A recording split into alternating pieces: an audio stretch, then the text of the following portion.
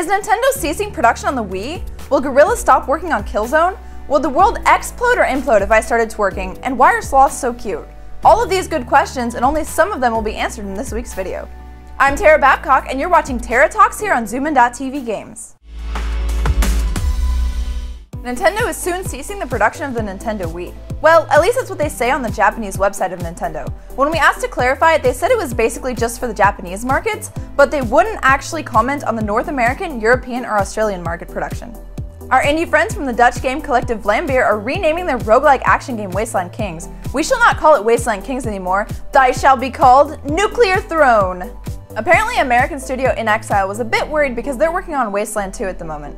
Like real indies, they just did a quick Skype conversation and became best friends forever. Big news for the Dutch game industry this week, as Guerrilla is now working on a game that's not called Killzone. Well, they are finishing up Killzone Shadowfall for the PlayStation 4, but they're working on something completely new too. I've been checking a Twitter account called Is Half-Life 3 Out Yet? Every day for a long time now. Maybe sometime soon we'll see the word yes because Valve has registered the name Half-Life 3 in Europe. Still, of course though, no official announcements. According to Sony, the adventure game Last Guardian is still going to be in production. They did use terms like re-engineering though, and they don't want to tell us what's up with the game, not even for which platform they're going to make it.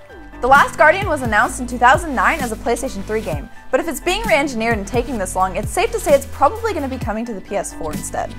Difficult times over at Capcom as the European branch plans to fire half of its workforce. The sales of newly released games like Remember Me, Devil May Cry, and Resident Evil 6 is below expectations, and now Capcom wants to restructure its business. Earlier this year, the American branch also had some reductions of its own. I really hope you can get back on your feet, Capcom. You're one of my favorite development companies.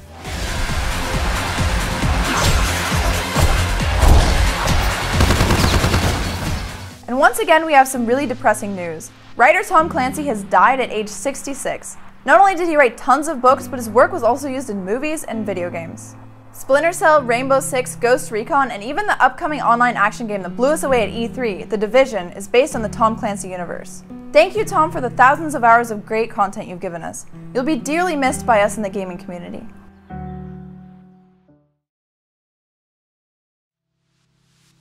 That's it for this week's news, but let me talk you through this week's announcements. Guess what, guys? Terraria is getting a legitimate sequel. It's not even in production yet, but creator Andrew Spinks was talking to Rock Paper Shotgun about his ideas for the game.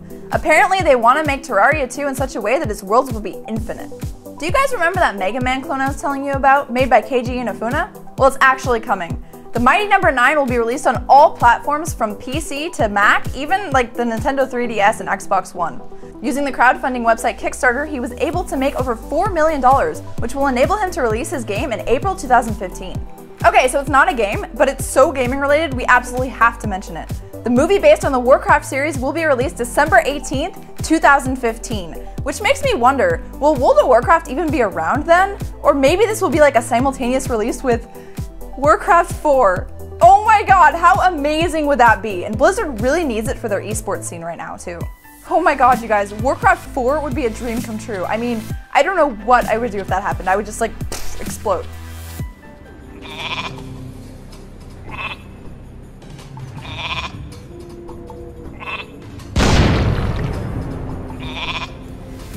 Eidos Montreal is now working on a Deus Ex game for the PC, Xbox 360, and PlayStation 4. But aside from that, they're also working on something called Deus Ex Universe, which should connect books, comics, and games and everything else into one thing that I can't quite grasp yet. But Deus Ex Universe, it's a thing. Oh man, this stuff has been so vague. Yay for transitioning to normal game releases.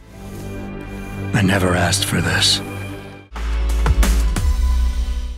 The biggest release from this week is Beyond Two Souls. We already did a preview of the game a while back.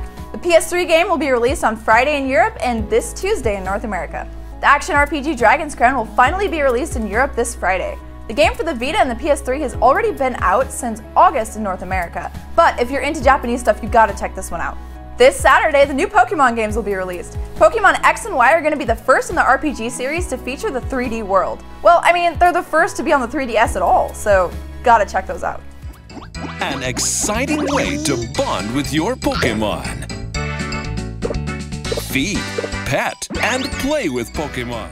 And together with the new Pokemon games, Nintendo will be releasing the new 2DS. This cheaper, unfoldable version of the 3DS will not feature a 3D screen, and it's a lot bigger, so it's not going to fit in your pockets anymore. Basically, it's like the children's version of the Nintendo 3DS. The 3D is not going to hurt your eyes, the hinges aren't going to break from your children just like throwing it around like a crazy toy, and yeah, Nintendo really caters to children, doesn't it? I never thought that any of their games were childish. I mean, Donkey Kong, Mario, all that stuff has sex, drugs, and rock and roll. I mean, Mario takes mushrooms and tries to bang a princess while some like Koopa king is banging her as well. Can anyone say DP?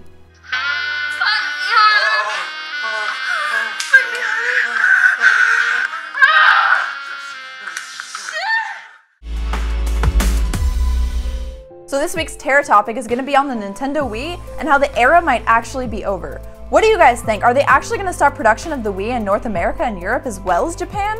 What do you think is going on, and why are they not divulging everything that they know? What games do you guys truly think that everyone should know about and have played on the Wii before it kind of goes defunct? Let me know down in the comments what your favorite Wii games are. For me, I mostly just played the remakes of the older games and the newer games based on the older franchises. Things like the Paper Mario series, new Donkey Kong Country, new Super Mario Brothers, and I also played a little bit of the Wii Fit, but I wasn't too much into the Wii, probably because I just kind of felt like there wasn't that much new to it. But definitely look up all of the older games that were remade for the Wii, and all of the games franchises that are older that were made for the Wii, and definitely check all of those out, because I mean, all of that Zelda, Mario, Donkey Kong stuff in better graphics and just similar everything? How can you not love it? Check it out before it goes away. Forever.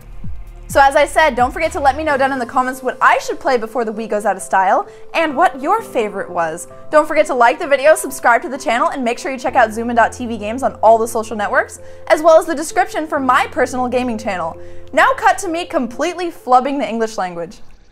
500 prestige editions. I can't say prestige editions. 500 prestige editions. Nailed it!